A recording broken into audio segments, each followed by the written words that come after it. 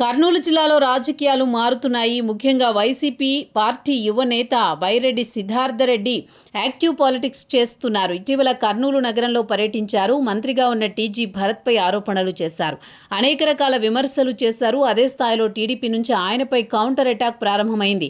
ఏదైనా వివాదం సృష్టించాలనుకుంటే వైసీపీ నుంచి బైరెడ్డి సిద్ధార్థరెడ్డి రంగంలోకి దిగుతారనేది టీడీపీ నేతల వాదన. జగన్ వాడుకుంటున్న మనిషిగా బైరెడ్డి సిద్ధార్థరెడ్డిపై ఒక విమర్శ ఉంది.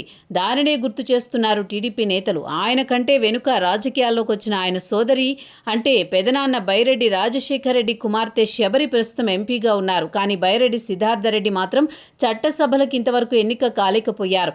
కర్నూలు జిల్లాలో బైరెడ్డి కుటుంబానికి ప్రత్యేక రాజకీయ ప్రస్థానం ఉంది. ఆ ఫ్యామిలీ ఆది నుంచి తెలుగుదేశంలో కొనసాగుతూ వచ్చింది. చట్టసభలకు ఎన్నికయ్యారు. అలాగే తమ్ముడు కుమారుడే సిద్ధార్థరెడ్డి. ఆయనపై పలుమార్లు కేసులు నమోదయ్యాయి. ఫ్యాక్షన్ తరహాలో కామెంట్స్ చేస్తూ ఉంటారు. తనకు జైలు జీవితం కొత్త కాదన్నట్టు మాట్లాడుతారు. తెలుగుదేశంలో కొనసాగిన బైరెడ్డి రాజశేఖర రెడ్డి తర్వాత వైఎస్ఆర్ పార్టీలో చేరారు. ఆ సమయంలోనే సిద్ధార్థరెడ్డి వైసీపీలో చేరారు. అయితే రాజశేఖర రెడ్డి తిరిగి బీజేపీలోకి వచ్చి అక్కడి నుంచి టీడీపీలో చేరిపోయారు. ప్రస్తుతం ఆయన కుమార్తె ఎంపీగా ఉన్నారు. వైఎస్ఆర్ కాంగ్రెస్ పార్టీ ఆవిర్భావం నుంచి ఉన్న బైరెడ్డి సిద్ధార్థరెడ్డి సోషల్ మీడియాలో చాలా యాక్టివ్గా ఉంటారు. అటువంటిది ఉద్దేశపూర్వకంగా బైరెడ్డిని జగన్ పట్టించుకోవడం లేదన్న విమర్శ ఉంది. బైరెడ్డి సొంత నియోజకవర్గం నందికొట్కూరు ఎస్సీలకు రిజర్వ్ చేయబడింది. మరి అటువంటి అప్పుడు సిద్ధార్థరెడ్డికి ఎంపీ సీట్ ఇవ్వచ్చు కదా, లేకుంటే వేరే అసెంబ్లీ నియోజకవర్గం కేటాయించవచ్చు కదా అనే ప్రశ్న వినిపిస్తూ ఉంటుంది.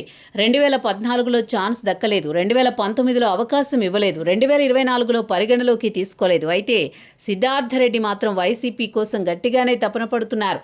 ఎక్కడైనా వివాద అంశాలను హైలైట్ చేయాలంటే జగన్ బైరెడ్డి సిద్ధార్థరెడ్డిని ప్రయోగిస్తారన్న టాక్ ఉంది. మరి అందులో వాస్తవం ఎంతో చూడాలి.